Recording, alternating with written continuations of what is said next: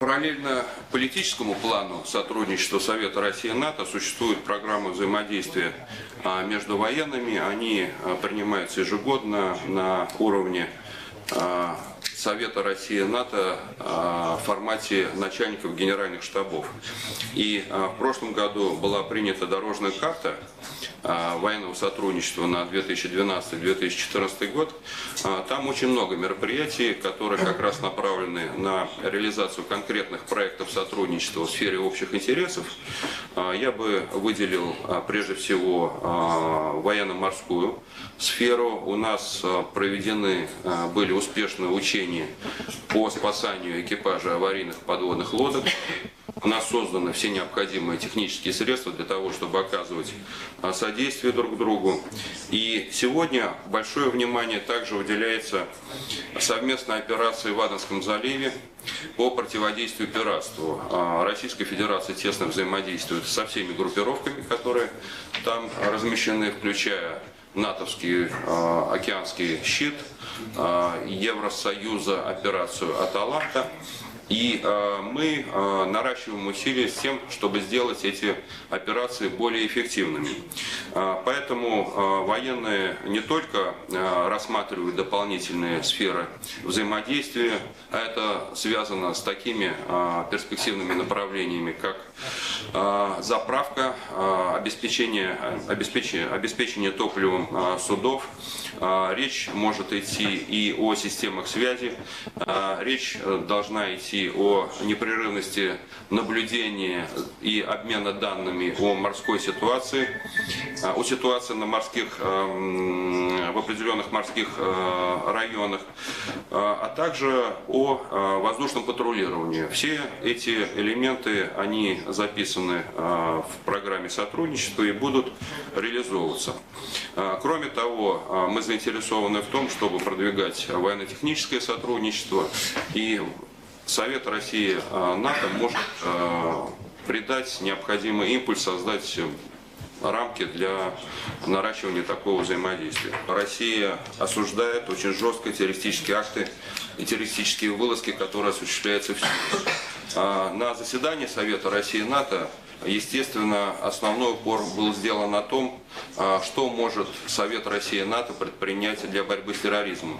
И там обсуждались конкретные проекты, я уже о них говорил, связанные с созданием потенциала борьбы с террористической угрозой. Дело в том, что СРН не является эксклюзивной площадкой, на которой обсуждаются только террористические вопросы. Там стоит очень много различных проблем, которые требуют внимания и обмена мнениями на уровне министров.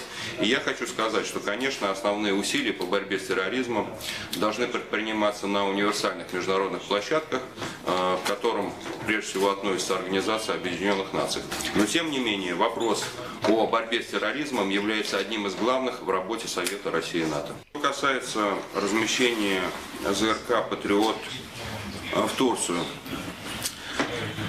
руководители НАТО в течение многих месяцев говорили о том, что Сирия – это не Ливия, и что Альянс не видит для себя политической роли в сирийской ситуации. Мы действительно исходим из того, что на сегодняшний день необходима не демонстрация военных мускулов и военное приготовление, а интенсификация усилий, направленных на то, чтобы побудить все стороны запустить политический процесс на основе Женевской платформы и добиться создания условий для политического регулирования.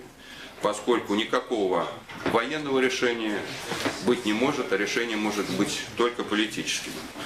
Что касается размещения патриотов, то мы знаем, что в районе границы происходили инциденты, минометные обстрелы.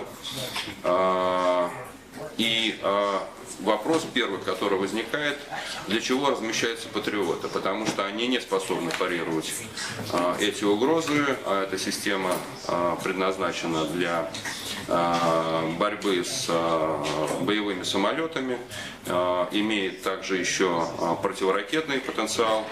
Но исходя из реалий, исходя из реальных сценариев, трудно предположить, чтобы Сирия была заинтересована в нагнетании напряженности в этом регионе на границе с Турцией.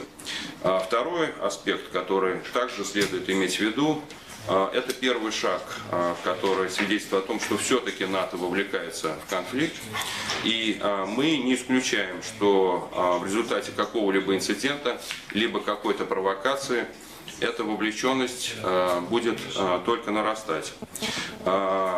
Как заявил наш президент, мы не оспариваем право Турции прибегать к инструментам солидарности, но тем не менее мы считаем, что на данном этапе все-таки основные усилия должны быть сосредоточены на поиске политического регулирования. Что касается химического оружия, то мы очень внимательно, как и многие другие страны, следим за этой ситуацией.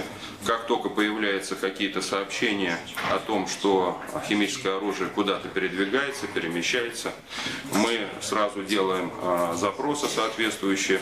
И наши собеседники, представляющие правительство Сирии, однозначно заявляют о том, что никаких планов по применению химического оружия нет и что химическое оружие находится под надежным контролем. За последнее время Совет Безопасности сделал несколько сильных заявлений, осуждающих террористические акты, в том числе и в Турции. И Россия всегда выступала инициатором осуждения террористических вылазок, независимо от того, кем они предпринимаются и от кого они исходят. А что касается Грузии, то я просто уверен в том, что в НАТО должны понимать всю глубину негативных последствий для европейской безопасности, для региональной безопасности и для отношений России и НАТО. Очевидно, что политика вовлечения Грузии в НАТО сыграла свою роль в августе 2008 года. И август 2008 года, нападение Грузии на российских миротворцев в Южной Осетии, на Южную Осетию, было во многом следствием того, что Брюссель оказывал поддержку режиму Саакашвили. Поэтому я думаю, что наши партнеры по Совету Россия-НАТО должны понимать, насколько серьезные последствия связаны с возможным решением по дальнейшим шагам по вовлечению Грузии в альянс.